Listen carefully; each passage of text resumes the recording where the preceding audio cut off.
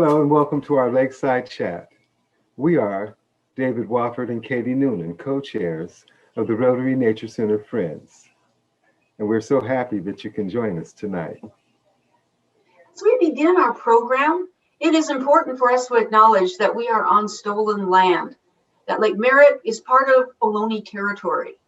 We hear now from Corinna Gould, spokesperson for the Confederated Villages of LaShawn and co-founder of Segura Te Land Trust. Good afternoon, relatives. My name is Corinna Gould.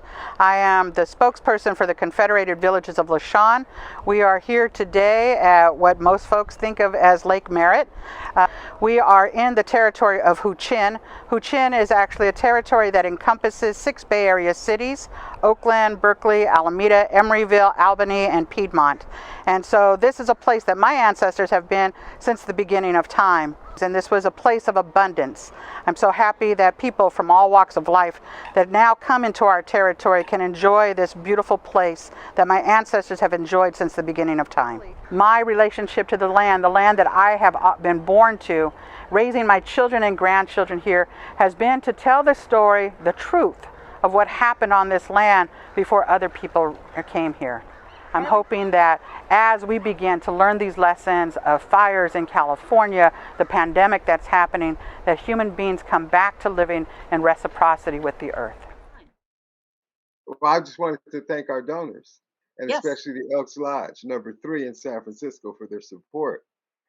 And ask you to show the slides that show us some of the activities that have been made possible by all of our supporters, and particularly the Elks Lodge number 3 in San Francisco.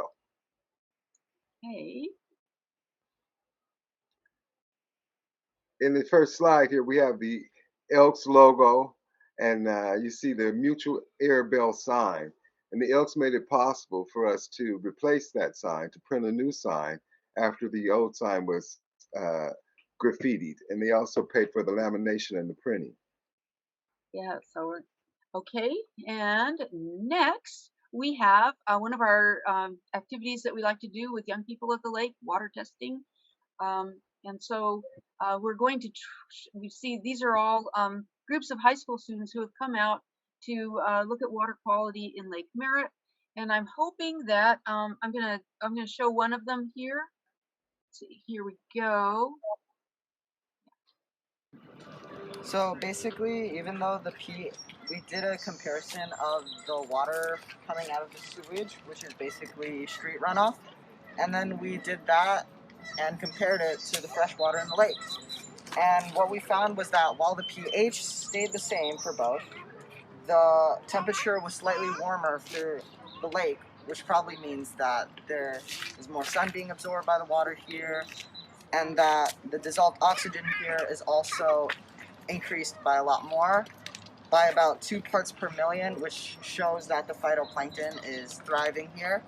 And then finally, the salinity was 30 parts per thousand, and it's much higher than the sewage runoff, which was 0 to 20, which tells us that it is much saltier in the lake than the sewage runoff. Can anybody speak to the relevancy or the importance of either more salty water or less salty water? Any thoughts or comments about that from any perspective? Like, what might it mean to have less salty water? That it's dirty. I couldn't hear you. That it's dirtier. That it could be dirtier, yes.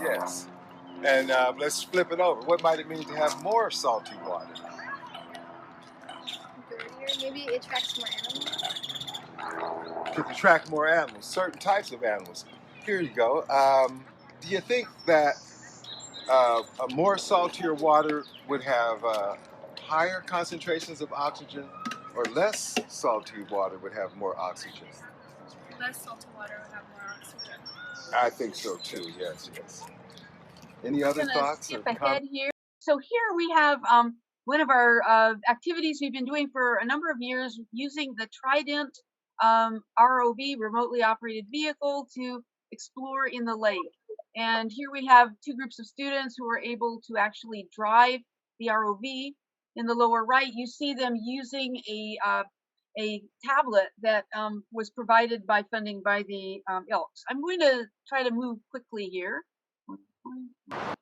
Oh, okay. So recently, a grant from the Elks allowed us to purchase binoculars to use with students visiting Lake Merritt. And we're going to listen to the reaction of one student here. Okay, so with the binos, I saw something very nice because the binos are very useful. I saw the canvasback birds, and what I saw with the binos are that they have really red eyes and that their beaks are very long, and yeah, they are really nice. Yes. Okay, so we're going to skip on Okay, this so one. with the binos, I saw. And we're going to go down. Yep. Okay. And then we've also been visiting college classrooms. This was there were 2 visits actually to Laney College, looking at invertebrates living along the shore, and also examining plankton and so forth. It's really nice to be able to see these organisms and these ecosystems right outside the door at Laney College. And then a major effort this year has been to steward a marsh restoration at the Sailboat House Beach. And I'm going to turn this over now to Tony Bald, who's been working there quite a bit with his 5th grade class at St. Paul's. Tony, are you there? I am here. I'm going to stop sharing. Perfect. Hello, my name is Tony Bald. I'm a 6th grade science teacher at St. Paul's Episcopal School. I'm going to share a little bit about the work that we've done through the grants of the Elks Lodge, number 3. Thank you very much. But also just kind of the work that we do. So I'm going to show a short video and talk a little bit about the work that's happening there. So here we go. Hi, this is Tony Bald for St. Paul's. Right now, what we're doing, we're actually moving our pickleweed pens. Last year, we built these pens to help cultivate pickleweed. But as you can see, pickleweed did not germinate in this area. Yet you can see in other areas, it's been doing just fine. So our current project is to move these pens to protect these pickleweeds from birds and other things that might disrupt it, like trampling and things like that. So we're moving the pens up further up the shoreline as we continue this tidal restoration process. That's what we're doing. All right.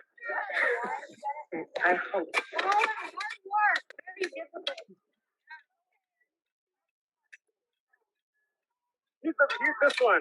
Here. Right there. What are you doing? That's really great to see the kids get into Yeah, this. but let's just stick it in first. It's some raw footage, but really what we're doing is learning about native plants that help this tidal restoration area near the lake.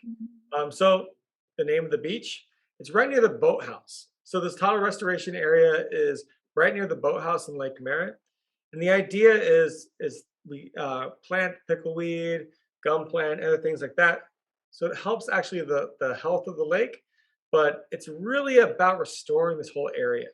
So I just wanted to present that as something that we're doing for St. Paul's and the Road and Nature Center Friends, to the education for the students to go out there and to learn about how to restore, and also just how we're interacting with our community. So that short video is all about that, and just the amazing work that we can do through these grants from the Elks Lodge and all of that. So there's my spiel.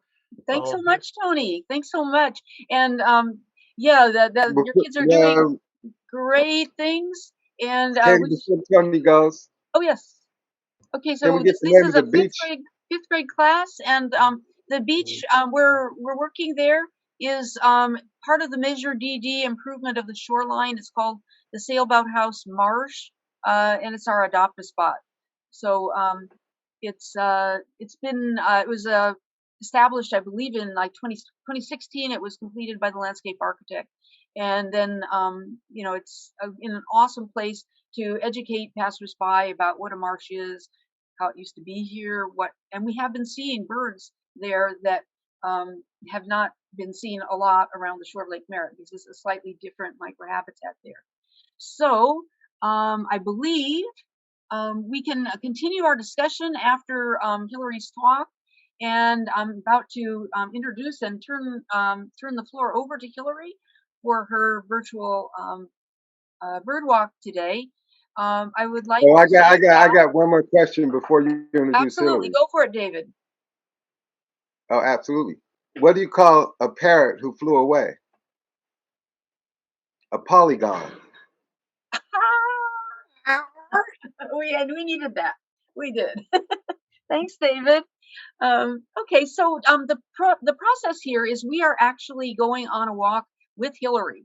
It is such a pleasure to be able to provide this. What a wonderful way to start the weekend. It's so relaxing. Hilary has been working at Lake Merritt in, at birding and helping people understand the birds at Lake Merritt since 2005. But what's really magical is that when Hilary's at Lake Merritt, she's always in the moment and she shares everything that she puts into her observation and love of birds. So we'll say more about Hilary later, but I think we should pick up our binos and join her at the bird cage out there by the shore of Lake Merritt. Hilary, are you ready? Take it away. What you're looking at right here is a spotted sandpiper. And my favorite joke about him is that you can tell he's a spotted sandpiper because he has no spots at all. Come May, that white breast will have little black spots like lentils all over it. But right now, he's just sitting here, but you can always tell what he is by the way he moves. See, the amount of up and down movement in the tail is just a dead giveaway for this little guy.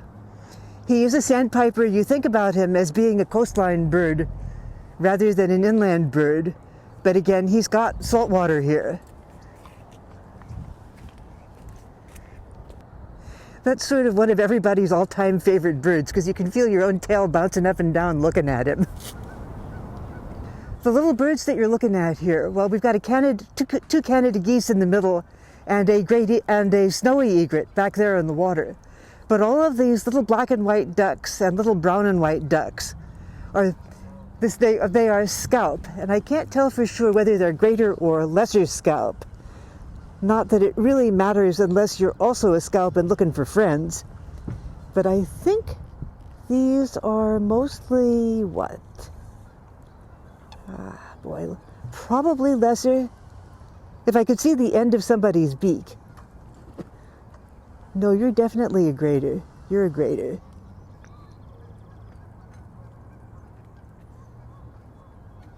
But the other fun thing to see here, besides all of these scaup, of which there are actually two species here, but you're never going to pick them out well enough to show on a screen, is over here on that. Are you really? Yes, indeedies. Look at the third float over. There's a gull and an egret and a bird doing a meatloaf act kind of splotched across the float. Yep. That bird in the middle is a female merganser. And that's another bird that I hadn't seen yet this year here at the lake. What kind of merganser are you?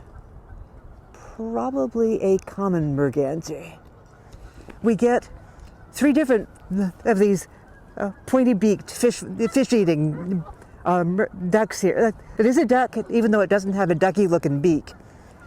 But it's a merganser, so it's going to chase and eat fish. And that one is female.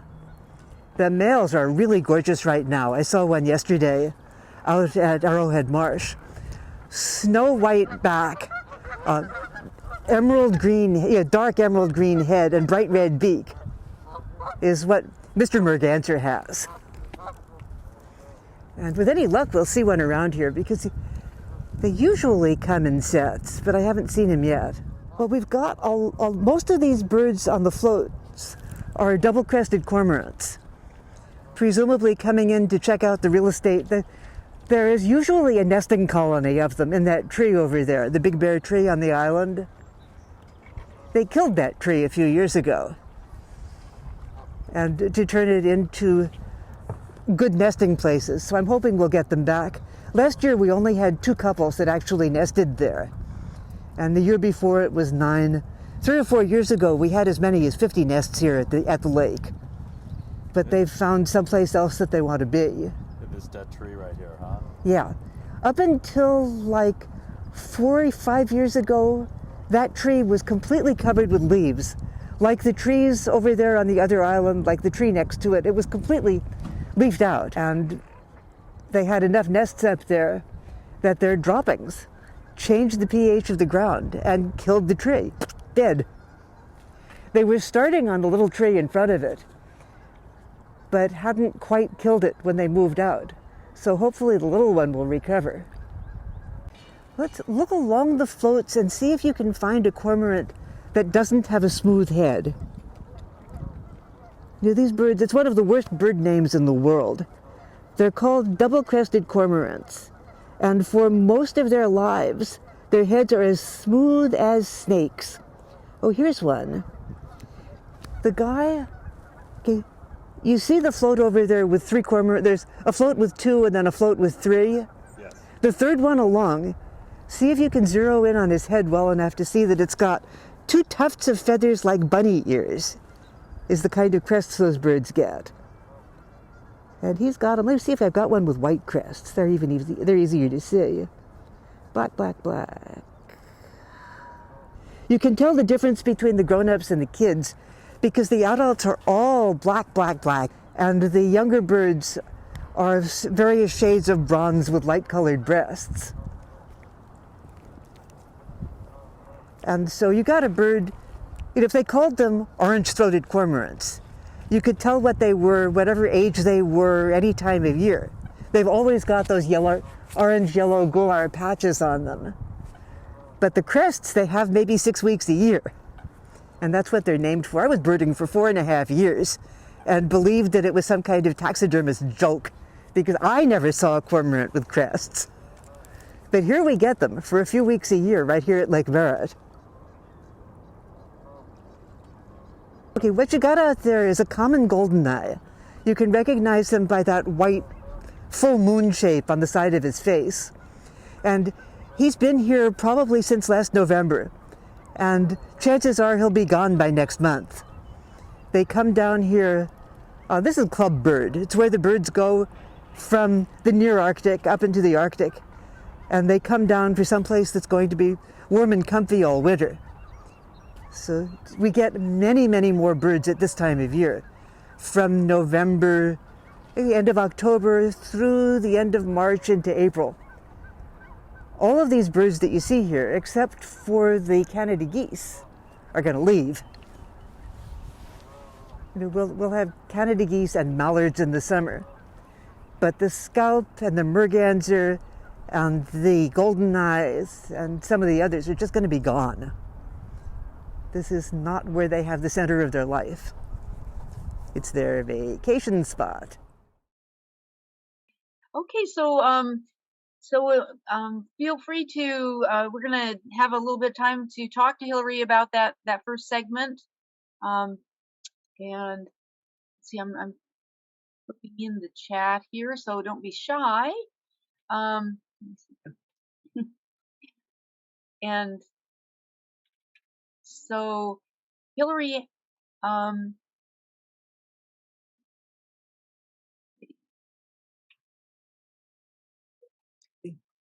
I can see the chat if you don't want to talk. Or that segment worked really quite well. I just wish that we had gotten a look of a goldeneye actually swimming as opposed to the one that was just in the picture. wow.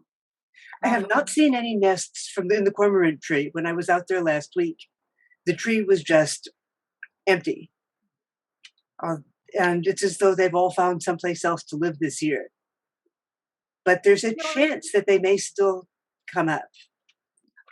Are they, in terms of the timing of their breeding efforts, are they early this year since we've had such a warm winter? In past years, we've seen them there at the end of February. They were starting to claim real estate. And now I think it's just that they have found someplace else to be. because there's certainly no shortage of cormorants in the Bay Area. They're just not. Oh, somebody's asking if I've ever seen a white-crested cormorant at the lake. It feels as though I have. It wasn't the one in the photograph was not taken here. But I feel like I have seen them occasionally over the years, back when there were 40 or 50 cormorants up there. One or two of them might have white crest. It's more of an eastern thing. Why do they have different colored crests? They like it that way.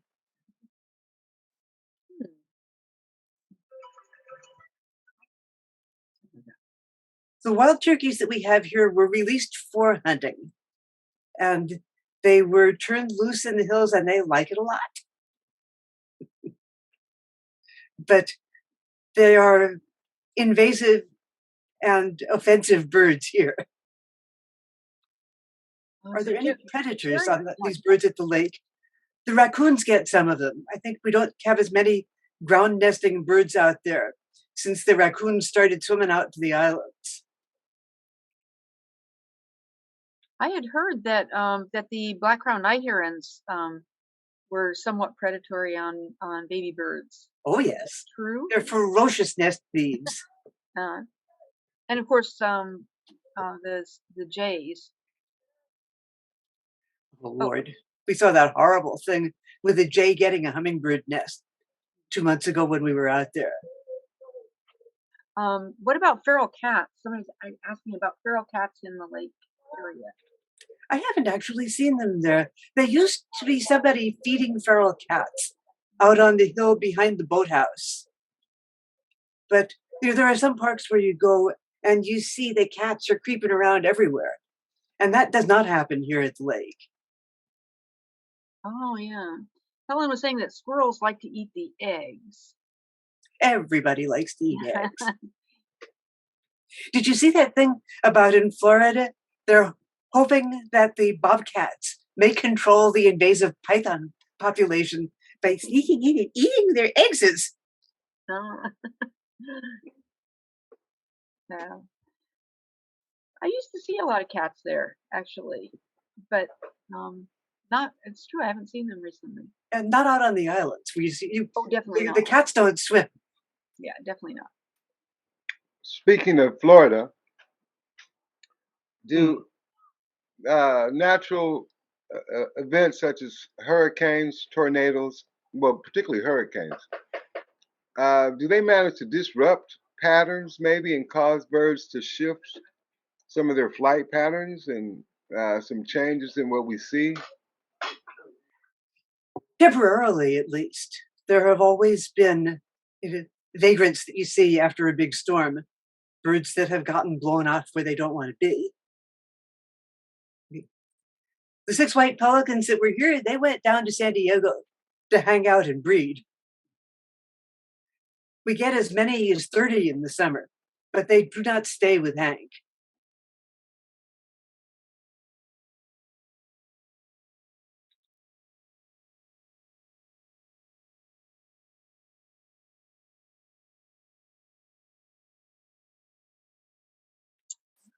I don't know, perhaps Lila's suggesting that the red-tailed hawk that is staking out the park might be discouraging the cormorants from nesting.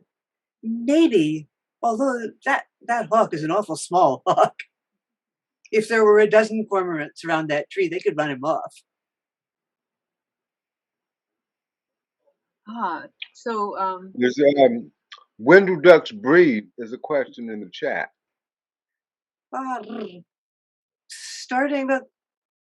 They could be breeding now. Breeding birds are not terribly successful at Lake Merritt. The breeding ducks and the breeding geese very rarely manage to bring off a whole clutch because everybody wants a baby duckling. Everybody wants a baby goose. So I've seen baby geese out at other parks already. And so I imagine that they have tried here.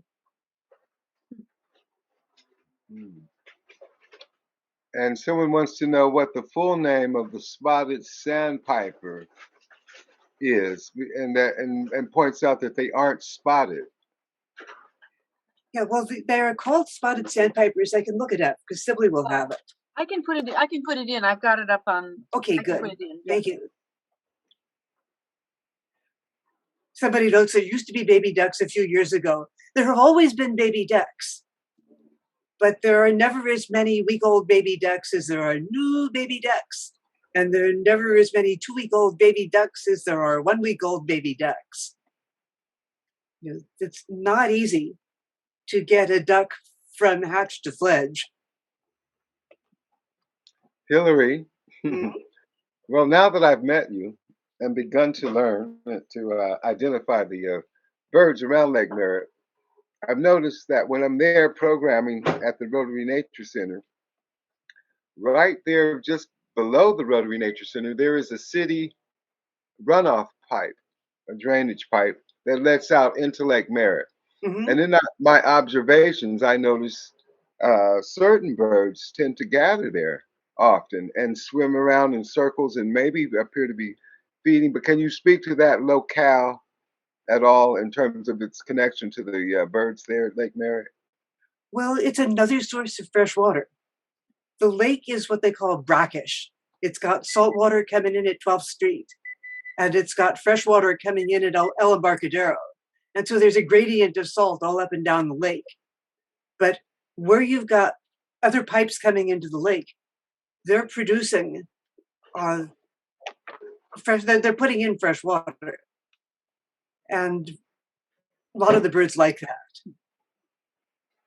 Here's Are somebody they saying we actually used to get drinking the ducklings by water? the hundreds. That's interesting. Are they going? I mean, is that so? That becomes a place where they actually maybe drink water. Is that what we're saying? Drink, or there's other things coming in with the fresh water that they like to eat. I imagine that the vegetation in the mouth of that pipe is different from the vegetation elsewhere in the lake, which is downright seaweed. I remember that duckling brooder with baby muscovy ducks in it. That was like 6 or 8 years ago. I never saw it with hundreds of baby ducks in it. Aha, there is uh, the Latin name of the spotted sandpiper is Actitis macularius, According to however you iBird. pronounce that. According to iBird. Which mine might be out of date, but that's what it is. Well, they don't change the Latin names all that often. They change the common names all the time, which is a true pain in the tail. Well, shall we pick up our binos and continue on around the lake on our walk? Look at the mallards out there. They're so beautiful. If a mallard was a rare bird, people would drive 1,000 miles to see it. But since it's just here in the park, they don't get any respect.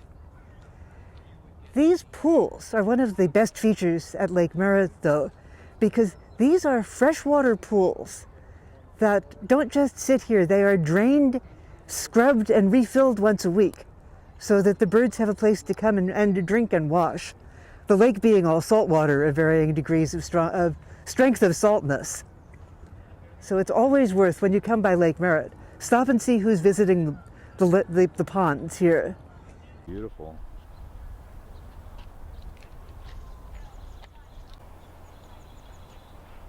I don't approve of feeding these birds here, but it makes the birding much easier when somebody's been doing it. And this is one of my favorite spots to stop, because very often these black and gray and white birds will come in close enough that you can actually see what kind they are. I got a good look at this guy over here that's just swimming past, the coot is swimming past right now, and I know he's a lesser scaup because I saw the baseball cap mark on the back of his head. But they're not interested in me. They seem to know that I haven't got anything for them. I've been tapping on the railing in the hope that they would think it was a bag of bread, but no such luck. We ask people not to feed the birds here, but what the woman with the baby is doing is feeding some sort of bird seed, which is okay, really. The problem is that bread is non-food. the birds fill up on it and starve. They just don't get the nourishment that they need. But milo or wild bird seed or something like that, they can snarf that. Oh, we've got a hawk. Right up here in the tree, our young redtail is back. Up there right now. Which tree? The dead tree with there's a cormorant nest in it and a big bird sitting with his back to us. Yeah, is that our redtail? Boy, we have two birds here that look very much the same from the back. There's a juvenile redtail and a juvenile red shoulder. And the front is very easy to tell apart. The back, not so easy, but I think that's the red-tailed hawk. This young hawk has now been here for about 4 months. I've seen him every time. And I'm pretty sure it's the same bird because, well, it's an immature bird on the small side, so it's probably male. And he appears to have staked out the lake as his ranch. He's got a territory where he can sit and he can hunt. And I just hope he brings himself a lady and we have them nesting here next year. Whenever you come to Lake Merritt, you want to scan the riprap, the bands of rocks right around the edges of the islands. There are various things that will come and sit there and fish. And what I'm hoping to find right now is a green heron. And I'm not finding one, but they're small and elusive, and the next time you scan past, there might be one sitting there where you never saw it before.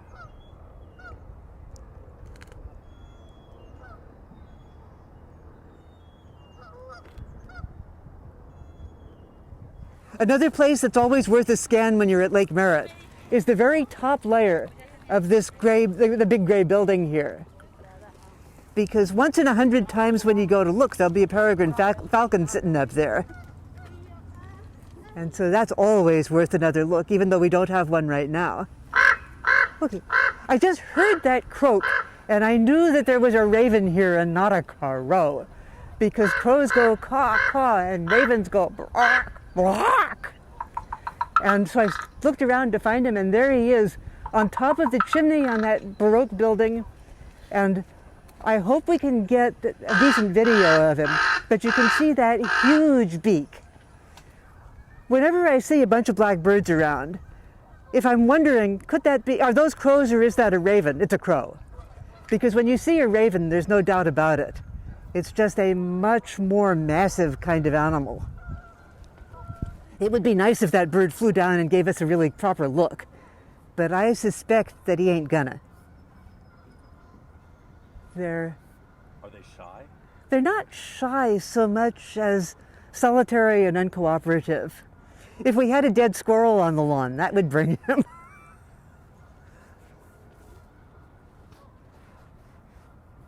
Okay, so here we've got crows.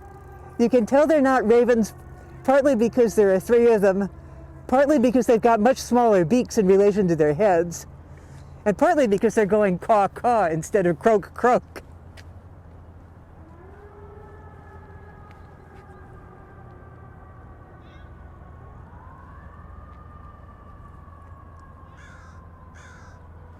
Crows just have fun.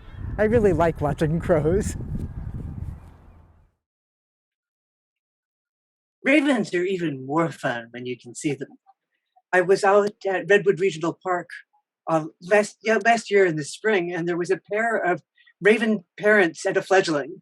There was a bird had left the nest and he could fly, but he was still really a baby, and you could tell he was a baby because he was opening his beak, and the inside of a raven's beak is brilliant scarlet. It's redder than my shirt, from side to side and all the way down his gullet. A great big, put meat here, mommy.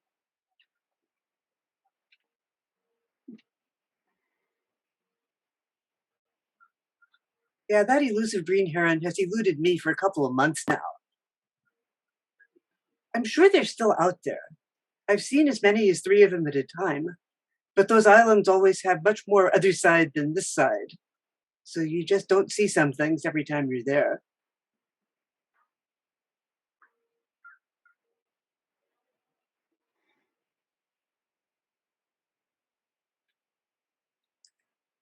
Yeah, the other day I saw 3 crows and 2 gulls heckling that red-tailed hawk.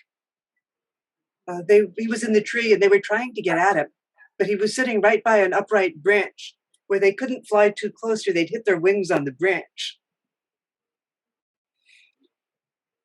Yes, there is an immature red-shouldered. There's also an adult red-shouldered hawk there. You can tell an immature hawk because he's got vertical stripes up and down on his chest. And the full adults tend to have crossways stripes instead. Also,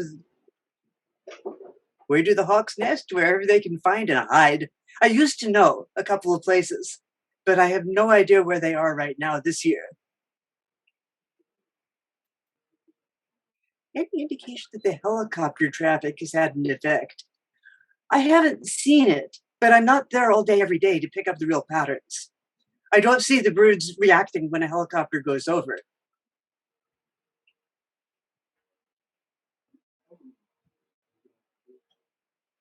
Well, have you noticed a difference as a result of the of the significant gatherings at Lake Merritt's going back the last 2-3 years? Well, there are many fewer birds on the lake now than there were a decade ago. But that's a big long-term pattern. There were many fewer birds there a decade ago than there were 4 decades ago.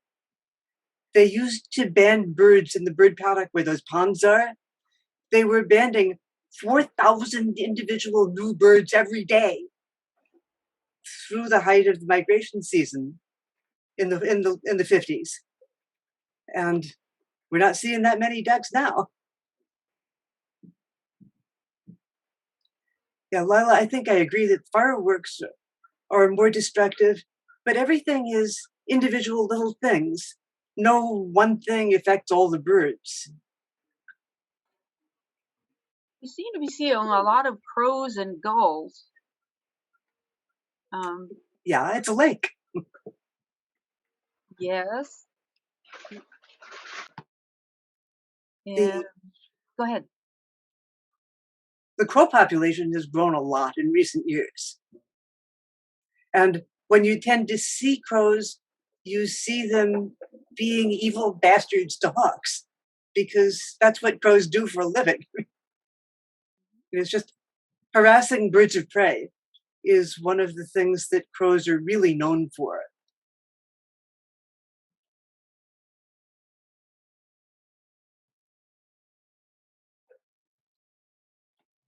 I had heard that there had been a shift in the population of California gulls. Have you noticed that?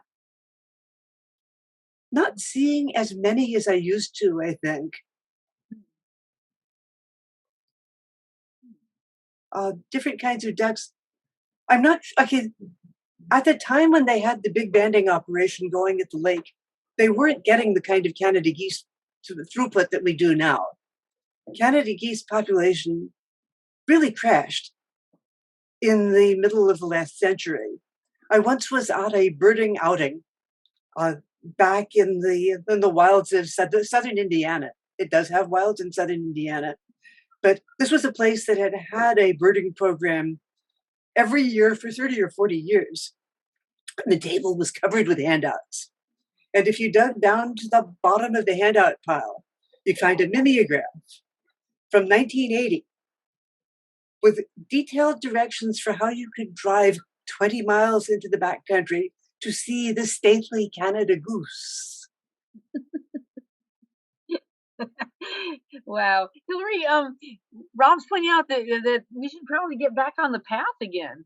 Okay. And see what else you're going to find, okay? The other thing to notice about what we're looking at today is how much prettier the lake is than it often is. One of the things that happened with the Double D restoration is that the lake is now much more tidal than it used to be.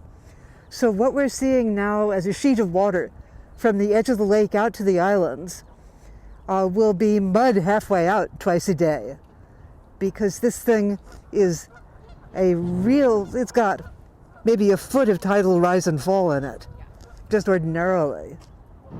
So it's always wonderful, but this is the pretty side of wonderful.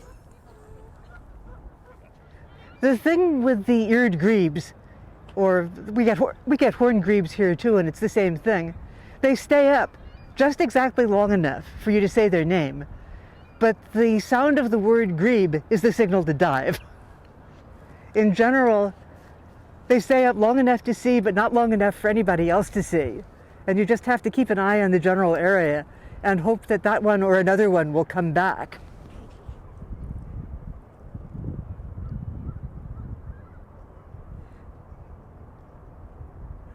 What I'm looking for mostly out here right now is a duck with a black back, as opposed to a gray back. And I'm not seeing one right now. But we have had a tufted duck down here, and that's always worth seeing. That's a bird that was blown off course from Asia. It's not a bird that belongs on this flyway. Got a female goldeneye, just came up. She's over here, just dived again. But you look at the nose, instead of having a head with a beak, they've got kind of a ski jump forehead that goes straight out to the point of a black beak.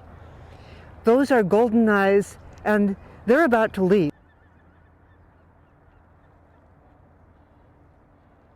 Oh, he's beautiful, beautiful, beautiful. And there he goes underneath again.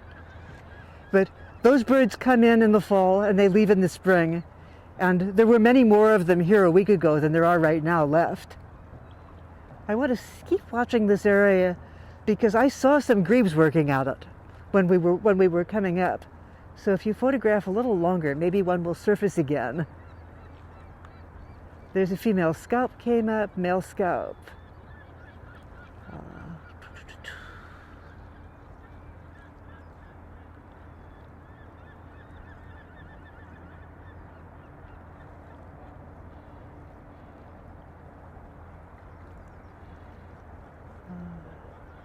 Scaup, scaup, scaup. This is the general area where I saw the tufted duck 2 weeks ago.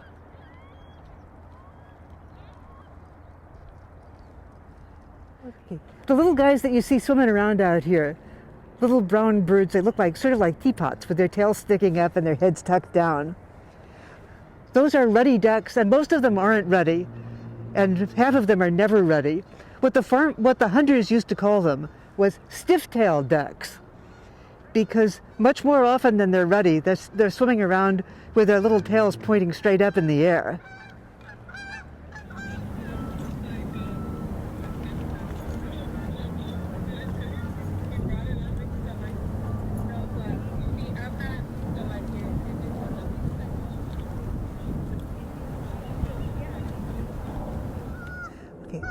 Here we've got a couple of snowy egrets come in, and they're just sitting out there waiting for something nice and fishy to swim past that they can grab. Sometimes you'll get 30 or 40 of these birds here.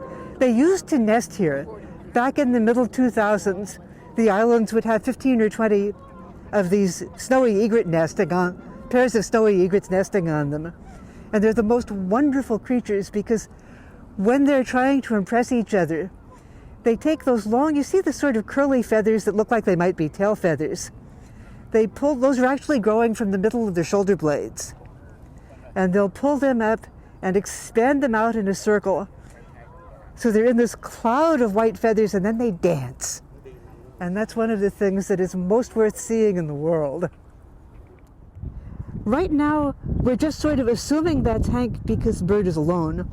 The left wing is slightly different from the right wing, but that's hard to tell in this exact position. When you're counting birds at Lake Merritt, if you're following the American Birding Association standards, and you see one white pelican swimming around like that, you really shouldn't count it, because the chances are that it's Hank, who is what they call a rescue bird. Hank was brought down here from Oregon, because this is a place where a white pelican that cannot fly can live a fairly normal life. There are enough fish in the lake to keep it fed and a lot of water to swim around in. Not a lot of things are going to bother a bird that big here. But if you see 2 white pelicans, you can always count the other one. Or if you see one flying, you can count that one. Because if that's Hank, Hank cannot get off the water. But it's a much better place for an injured white pelican. A brown pelican with the same injury wouldn't be in nearly as good a shape, because brown pelicans want to fly and dive, where white pelicans herd fish. And for a lot of the year, Hank has got a lot of company to help herd fish. But you see that big yellow bump on the beak? That is the sign that Hank is hot to trot. I'm in breeding condition, I want a partner. And sometimes they'll even have a partner at this late in the year, but they always leave. Hank is left lost and bereft because white pelicans are colony breeders. No matter how studly Hank might be, how femme actually, because Hank is alleged to be female, not that I could tell the difference. But you need a bunch of uncles and cousins and aunts around if you're a white pelican to feel comfortable breeding. And that's something that the lake just can't offer. Oh, there's a bufflehead. Over there, sort of halfway towards the island, there's a black and white duck.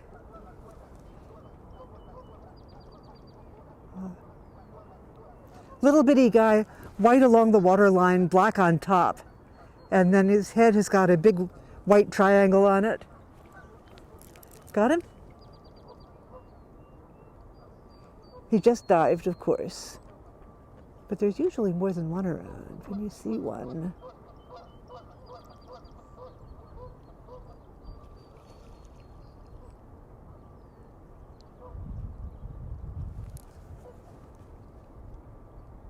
He's up. They don't stay down very long.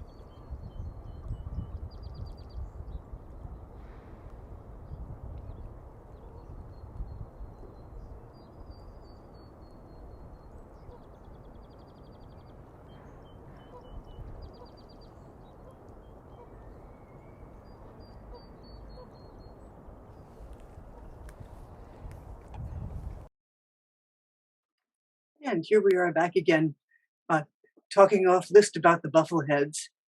Lila's asking whether there were fewer buffleheads this year than before. About 3 years ago, there were more buffleheads than anything else. And this year, there weren't as many more. But we did have a lot of them this year. Just not as big a lot as we often do.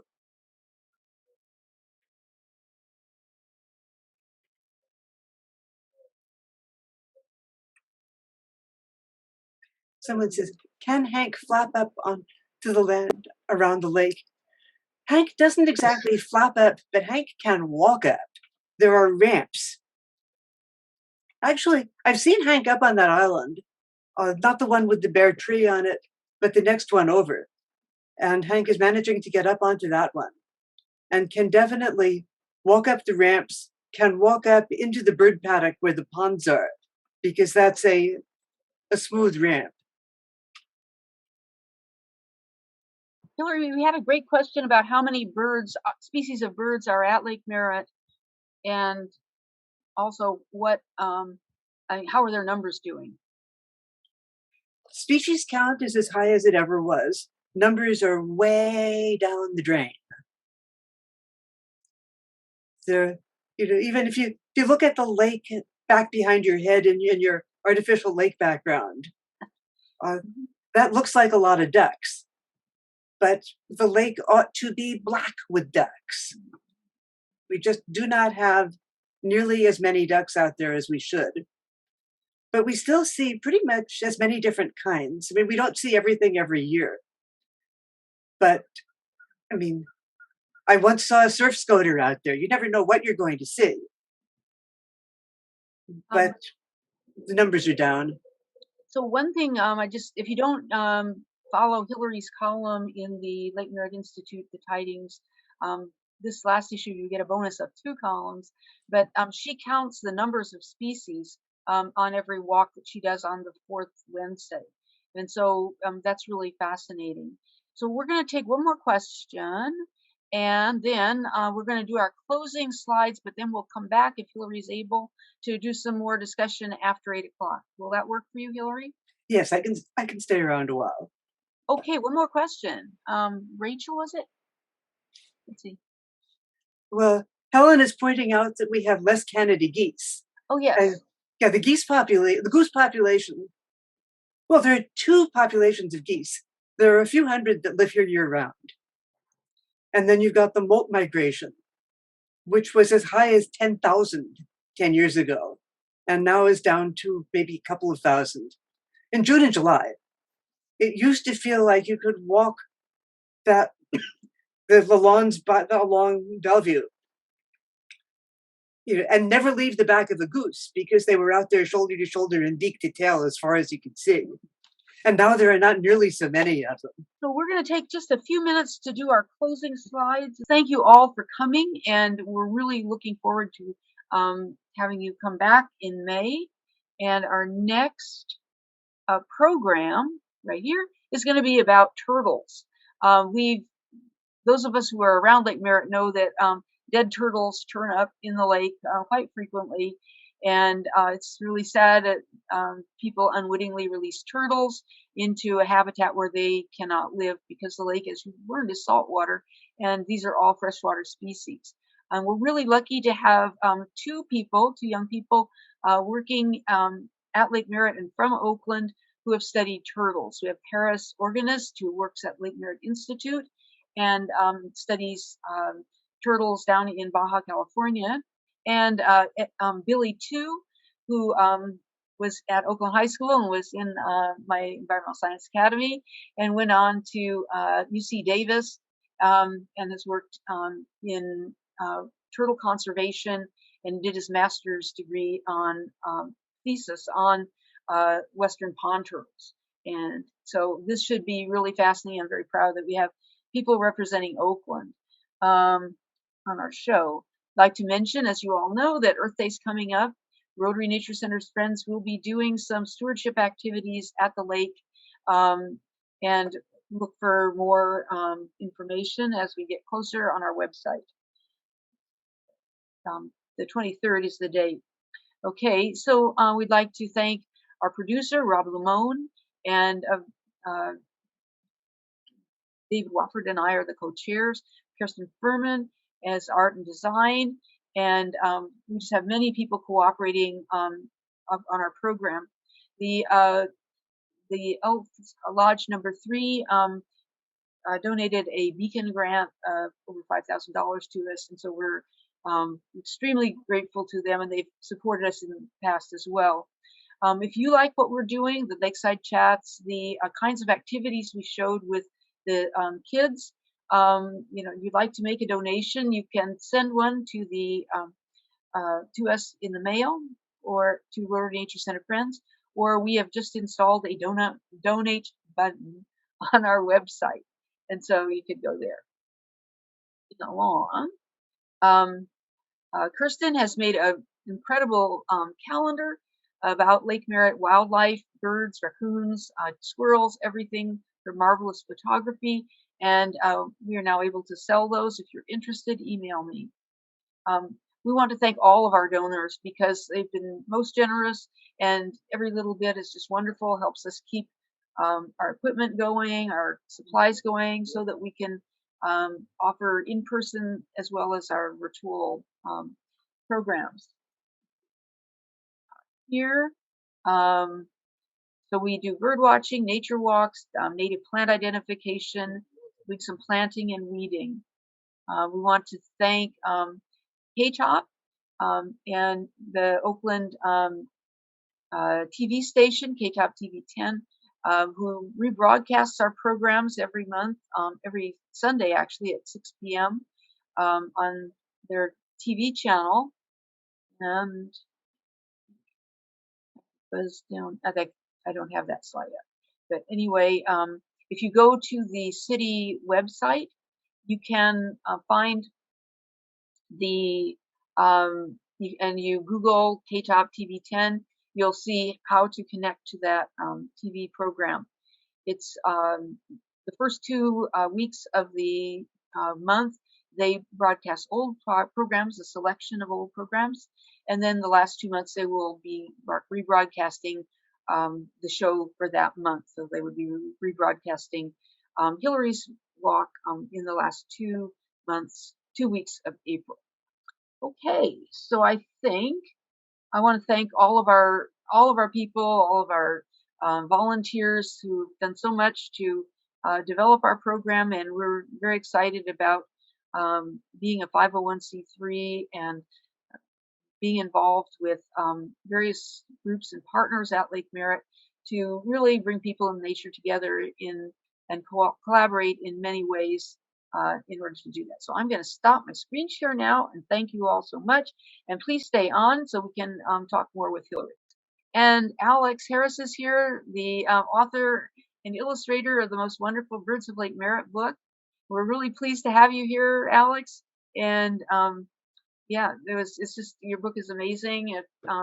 Everybody should check that out. It's beautiful illustrations and descriptions, history of Lake Merritt birds by Alex Harris. Everybody, okay, so let's see if we have any more questions in chat. I'm going to unpin myself.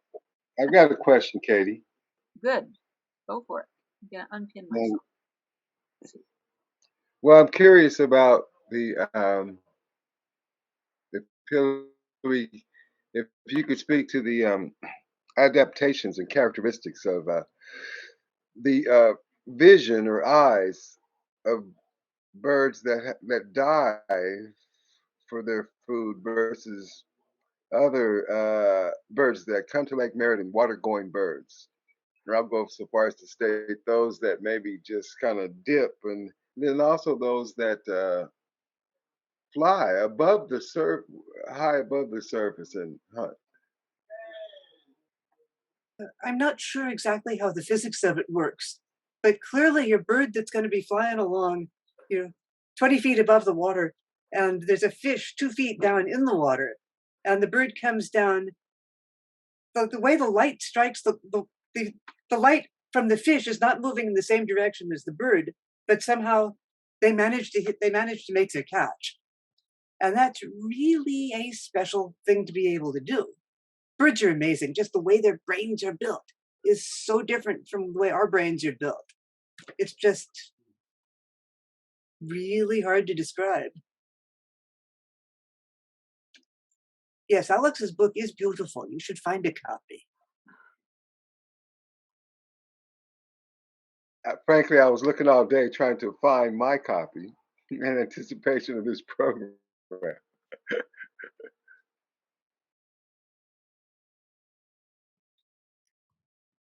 Crows versus pigeons. I think it really is true, because I was up in Oregon a few years ago in an area where the crows had just taken over. And all the places where you would expect to see a rock pigeon, all the phone wires, all the lawns. I was there for a week and did not see a pigeon. But everywhere that there might have been a pigeon, there was a crow instead. So crows eat baby pigeons, right? Crows eat anything. So is that why you think the population for the pigeons has gone down? Is because the crows have eaten the kids, or? More that the crows are basically eating everything the pigeons eat and more besides. They're much more generalist in their diet. And they can swoop through an area, and if it's a calorie, it's going to go inside a crow. And so the birds that are more specialized just don't do as well. So the pigeons move on, or do they die? Do they die of starvation? I honestly don't know. Okay. Probably they die. That's the way birds work. I was hoping they'd move on to the I would cities. too, but I really don't know. Yeah. It's just that you can't. Making the assumption that nature is nice is not pretty much ever going to be worthwhile to look at very closely. Right. Somebody has to eat something.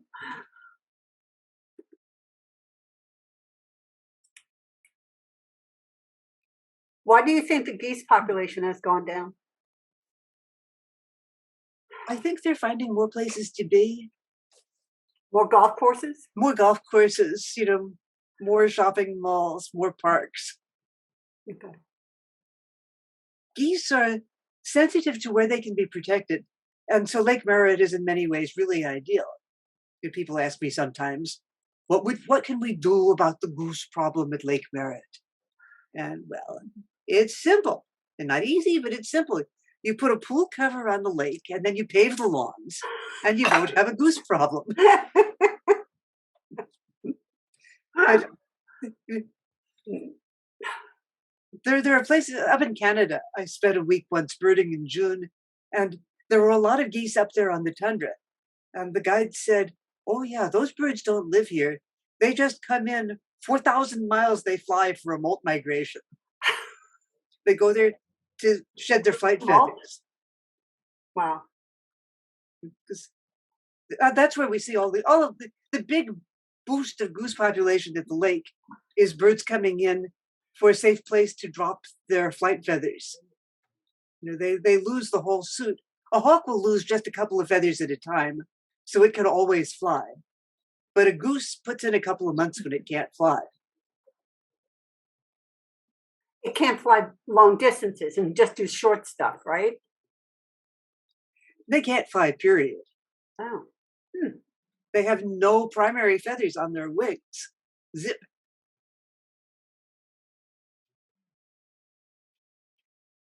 What's your favorite part about Lake Merritt? Birds. Yeah, that's the answer. Basically, it's always different. You never go to Lake Merritt. You can't go to the same lake twice. Every day that you're there, you're going to see something you didn't see last time. I mean, even in high summer, there are strange and wonderful things to see. And in the winter season like this, it's just wonderful. Always something. I saw end of the summer last year. I saw a hawk land on a rock beside the lake, reach out, grab a coot, fall into the lake, creep back out onto the rock, grab it, dragging the coot with it, go behind the rock, and eat his coot. And he plucked too. Wow. That's amazing. Yeah, there's always going to be something. And it was a red tail that did that? No, I think it was a red shoulder. Oh, cool. Because it was really amazing because he had a really hard time dragging that coot because the coot was very nearly as big as he was. Mm-hmm. Right.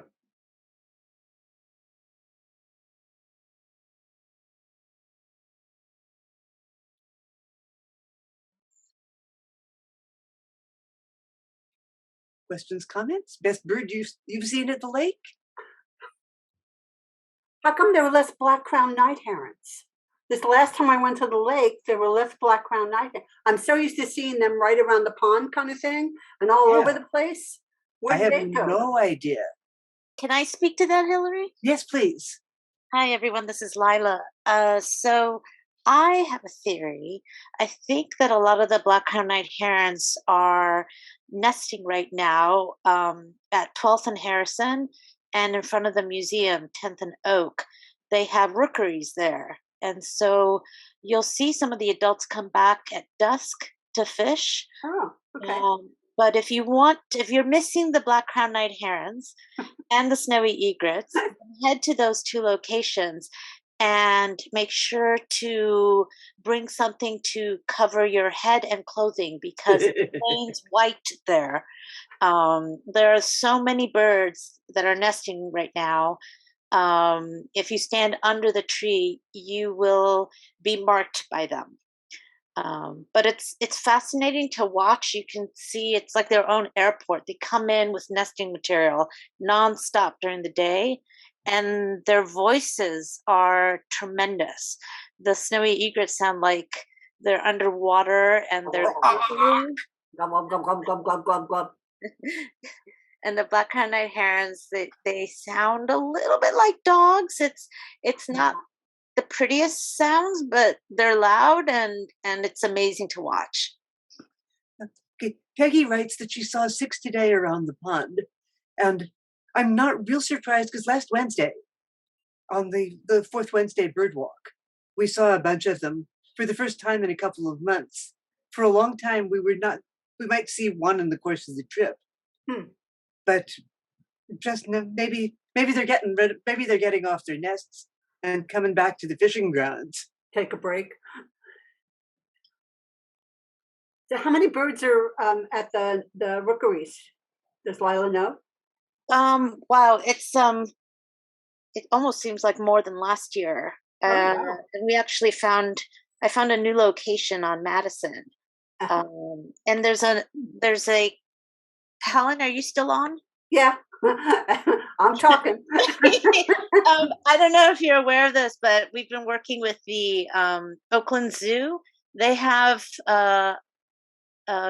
grant monies for 3 years, the next 3 years, to they've hired 4 part-time employees, and they are working with volunteers to actually go every day during the nesting season, twice a day. Wonderful. To rescue the birds and stabilize them at the zoo, and then transport them daily to IBR. Terrific. Yeah, I thought you would. I have it on my notes to actually get in touch with you to let you know. I wasn't sure if you knew that the program had begun. I saw the listing from the zoo for the job. Oh, fabulous! And I think Golden Gate Audubon just had an article about the launch of the program. So. Great. That means less work for you, Lila. Well, I'm still volunteering there, and I've been helping with some of the training. But writing the boxes. Exactly.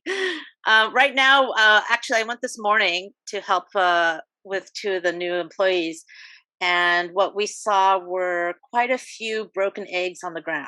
Oh, boo. Which I think is fairly normal. Broken as in smashed broken, or broken as in chipped out, cut in half? Both. Because cut in half means the bird hatched. Hatched, right. Smashed means that something bad happened to it. Well, I don't know about hatch, because a lot, it looks like an egg that's been spilled. You can see the yolk and everything. Oh yeah, you can still see the yolk. Although, don't they have some yolk still visible when they hatch? Yes. I think it's too early yet. We're not expecting to see any hatchlings quite yet. But I might be wrong. Everything's been different this year. Just look at the Cal Falcons. Yeah. Why do you think the birds, the eggs are they falling? Who's kicking them out, or is there a crow harassing? I do believe there's one crow pair that is nesting in a tree, but it doesn't seem to be bothering the herons. I mean, the herons and the egrets outnumber the crows so much that I don't see that. I'm going to be asking. We're surveying this Sunday. I'll be asking the senior members, Allison Garvin and Sue Cox, what they think is happening with the eggs. I don't know if some of the night herons might be shoving the eggs out, or accidentally maybe they fall out of the nest. I don't know. Yeah. The crows nesting there is bad news. Right. Or at any rate, I have heard that the big egret rookery at Audubon Canyon Ranch was completely eaten out by one pair of ravens nesting on the spot. Really? Wow. Yeah. Because it's worse with crows, because crows have cousins. I mean, they're the siblings and the cousins all help raise the kids. So they're always looking for food for the kids. So eggs are delicious, as we all know. Everybody will eat an egg. I haven't noticed a huge population of crows, so as of yet, not too worried about it. We did have a red-tailed hawk scare everyone, and everyone went flying. but then everyone came back once the hawk left the premises. So it'll be interesting to see what happens. Will most of those black crown night herons that nest there, will they end up going to the lake? Well, the problem is we don't speak their language and they don't speak our language. And so I would like to think that the reason that all the night herons disappeared for a few weeks from the lake is that they were busy building their nests. But that's just my guess. Unless we ban them and set up cameras, I don't know if we could ever really truly find out. But I don't know why else they would disappear. And they've started to come back. Yeah, and they come and they go. There was one walk last summer where you saw all of in the video. You saw all of the black-crowned night heron. They saw all of the cormorants sitting on the floats. There was one day I was there, and instead of the cormorants, there were black-crowned night herons sitting on those floats, shoulder to shoulder to shoulder to shoulder, from one side of the lake to the other. There must have been 200 of them or more. Wow. And then next month, they're back down to the usual dozen or so. They come and they go. Because I live in Alameda, and I know our black-crowned night herons go toward Lake Merritt to nest. They don't nest in Alameda at all. Are they paying rent? Because Sure. Over towards Feathers. they're on the green statue side of the lake, not over by the part of the lake where we do the walk. Well, I had been tracking what looked like a new resting spot for black-crowned night herons on the Bellevue side of the Finger, and for a long time there would be anywhere from 10 to 24 night herons every day, and one great blue heron. And then at the same time that they all disappeared from the bird yard area, they disappeared from the Bellevue area. So all I can think of is that's when they started doing their nests or building their nests again. Makes sense. They like a lot of company when they're nesting. And so if protection, 3 or 4 high charisma birds pick out a place, everybody else goes, all right, that's where we all are this year. They also, don't they have nest fidelity to some extent? I don't know. Do you mean like they would return to the same nest? Yeah. You know how the mallards, the female mallard always returns to where she was born, kind of thing, to nest. So also with the black-crowned night herons, I would think that they would also have, to some extent, some nest fidelity. Oh, that's a great question. I don't know. Okay. Helen, have you been seeing a lot of or have you been seeing any little heron dinosaurs being brought into IBR? I haven't been to IBR in a while. I know they have, I think they have 2 at this point in time. They had a rush on Fulmars because the Fulmars crashed. But that's the latest that I've seen. Okay. All right. Thank you. You're welcome. Sorry, we took over that. Oh, fine. It's all part of the show, and it ain't my work. Well, I did try to tie it back to Lake Merritt as to where the black crowns will go. Yes, that was very well done. It all related. Yeah. So, do you ever have great egrets at Lake Merritt, or they just seem less? In the middle, in 2004, 2005, that range, we had both great egrets and snowy egrets nesting on the islands. Oh, wow. I mean, it's sort of two, one of them was from the cormorants? There were cormorants up in the trees. I've heard that longer ago, the egrets were up in the trees.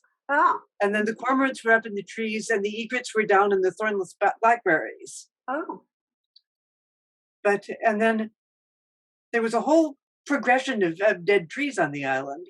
Mm-hmm. The tree that they were in, that we were talking about in the video, only lost its leaves when the old dead trees on the island fell down. Okay. Up until that point, the herons wouldn't touch that tree because they appeared to not like to nest in the shade. But then when that was the only thing available, they said, all right, we'll nest here. And then they arranged for it to die. Because that one year they were nesting on the shore by the tot lot. There were a number of That one nestings. year, That was a boom year for the cormorants. And that was like 2015, 2016 or something, 2014. I remember seeing them on the opposite from the island, over the bench. Remember the bench that was turned white? Yes. Yeah. It's unusual for egrets to not nest in a tree because, I mean, ours, they like pine trees. They love pine trees. Yeah, but on the islands in 2003, 2004, I wasn't really birding at that point, but I live only a couple of blocks away. And I was down there and watching them. And I can remember really enjoying them. And then in 2006, once we were running, the walk was regularly every month by then. I was going, oh, right. And then the egrets will come. And the egrets did not come in 2006. And the egrets have not come back since. But they fish there. I all mean, the time, especially the snowies. They fish all the time. They're there. Yeah. But they fish, but they don't make their nests there. Because they're also colony nesters. Yes. So talk to me about gulls, Hilary. One year we had a western gull bring off a fledgling, a baby from egg to fledge on the corner of the island nearest the Rotary Nature Center. Wow. And that was a thing to watch every day. That baby changed. A baby western gull, it's blonde. It's not brown, it's blonde, and it has spots all over its head, sort of almond-shaped spots, like it has 1,000 eyes.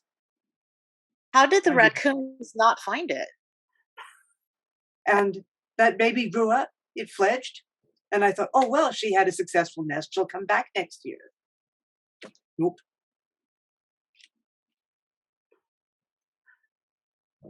She probably went to Alcatraz. Well, that's a major nesting site for western gulls. Did you know?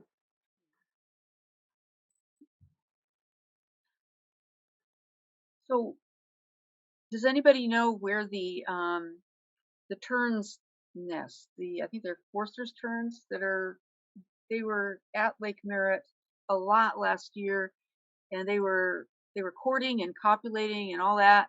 Where do they actually have their nests? Hayward Regional Shoreline. There are some sort of protected areas down there where the terns nest.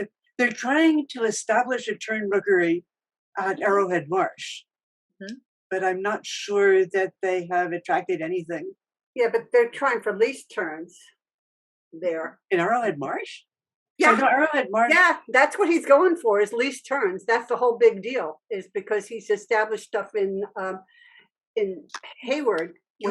Has a small least tern colony, except it's been predated a couple of years in a row by the foxes. So that's the problem with that kind of thing.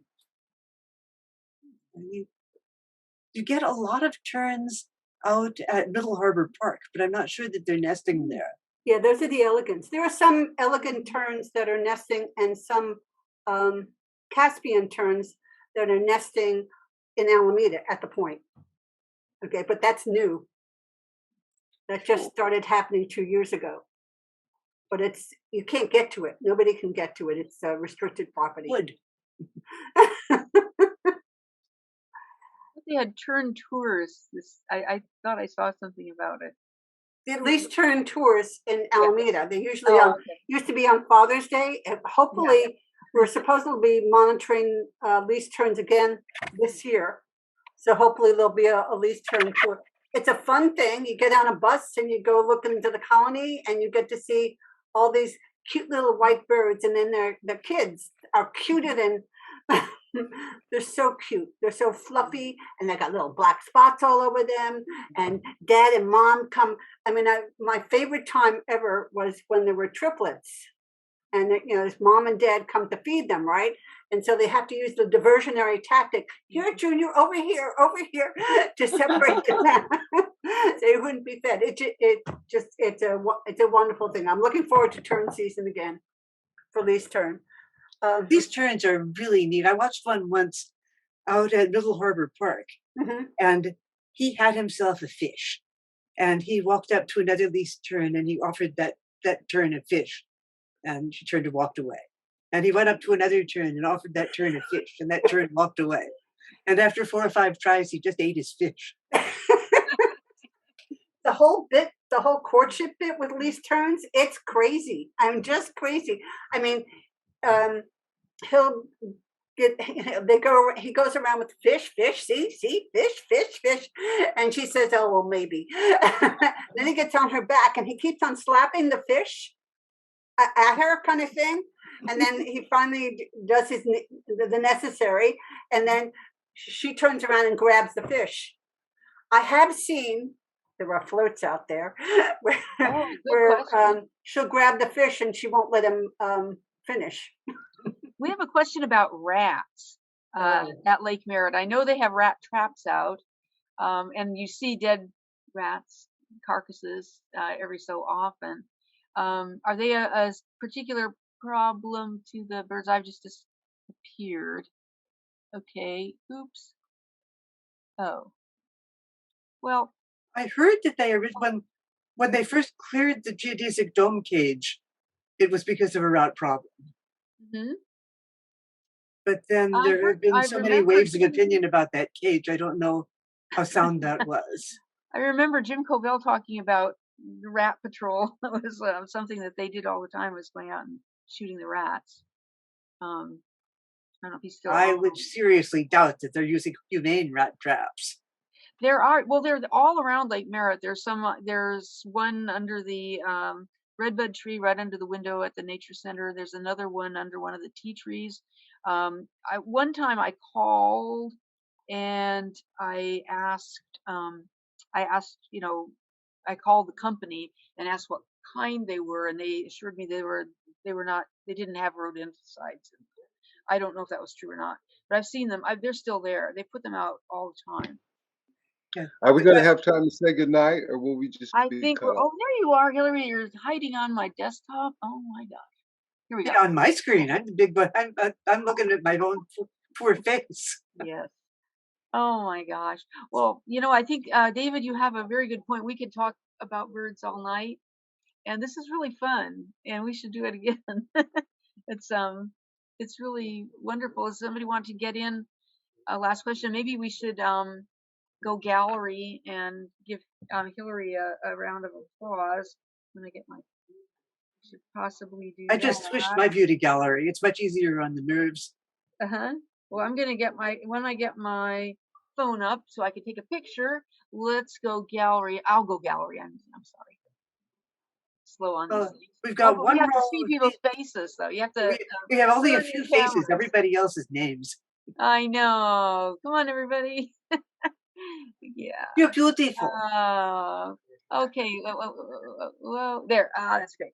Okay, now that's good. Well, thank you so much all for coming. Next, come back again it's going to be on May the 6th. We're going to talk about turtles, Western pond turtles in their actual range, and also the problem of turtles a little bit in Lake Merritt, and then the problem of turtles worldwide, looking at sea turtles down in Baja. So it should be a great conversation, as it always is when we're focused on Lake Merritt and wonderful naturalists like Hilary. And Catherine, we do have one Western pond turtle living safely in the garden. Yes. And I was thinking there's one that lived in Glen Echo Creek for a number of months during the winter when there was a fresh flow. Don't they need a friend? Pardon? Don't they need a friend? I think it's now, that was quite a few years ago, so I think it's probably moved on one way or another. But yeah, no, they don't need friends. I think that like the ponds at the people drop them at the Oakland Museum. The Drop them British sliders, yeah. yeah, yeah. So we'll get into all of that next time. I want to thank Katie, everybody for coming. David, yes, go for you it, know, David. this keeps going around and around in my head. I'm not going to be able to get it out of my mind. I want to say this to our friends that are here. Once upon a midnight dreary, while I pondered, weak and weary, over many a quaint and curious volume of forgotten lore, while I nodded, nearly napping, suddenly there came a tapping, as with someone gently rapping at my chamber door. "'Tis some visitor," I muttered, tapping at my chamber door. Only this, and nothing more. Quoth the raven, nevermore. That's true. Thanks so much for that. That was great. Okay, everyone. Thank you. Thank you. Thank you so much, Hilary. This was awesome. Thank you, Well, Hilary. thank you for putting it together. Magical. Thanks to Rob for doing that video stringing. Yes. Oh, that was perfect. That was beautiful. Yeah. It really was. Yeah. Thanks again. It was a great program. I'm Totally looking forward to seeing the birds at Lake Merritt. Oh yeah. Yeah. Well, yeah, I am too. Thank you, everyone. Okay, everyone. Take care. Good night. Thank you, Have a Good everyone. night, everybody. Good Thank you. night. Okay. Bye-bye. Bye. Bye, all. Bye-bye. It's interesting to watch the people blinking out. Yes. Wow, they're still here. Yes. Yeah. Look at that. And we should just keep saying goodbye, goodbye. Yeah. Yeah. Oh, this was great. Go get the Or rest of dinner. we should call their names. Goodbye, Peggy. Goodbye, JT. Goodbye, B. Oh, JT, is that? Who is that? Is that? Nah, let's see. Oh, you're going. And thank you so much for coming. It was just so awesome. It's such an honor to have you visitors and guests join us. Absolutely. Yeah, no, it was so much fun. Okay. I like B's comment. I like the maybe we'll see it or maybe not. It was real. It was real. We really were walking around the lake and looking at what happened to be there to be looked at. Oh, I know. But yeah, you guys were able to really put that together wonderfully. That's Rob, who can just sling the video together to make it look so natural. He loves doing this. He just loves working with you, and he loves the it. You know, a lot of our speakers, you know, come and sit down. They do a presentation, and they're great. But this is really, you know, you're really there with you at the lake, and you see how you see it in those little pieces. And it's just really very effective. I think it really is. It is really great, really special. So thank you again so much. Yeah, you're welcome. And looks like we've got people who are going to stay in here for the last possible minute, so I am going to leave and give all of you permission to go fetch your dinners or whatever you need. Okay. Well, thank you so much. Have a really great one, Hilary. We'll see you again soon, I'm sure. Yes, we look forward to seeing you soon. At the third Wednesday.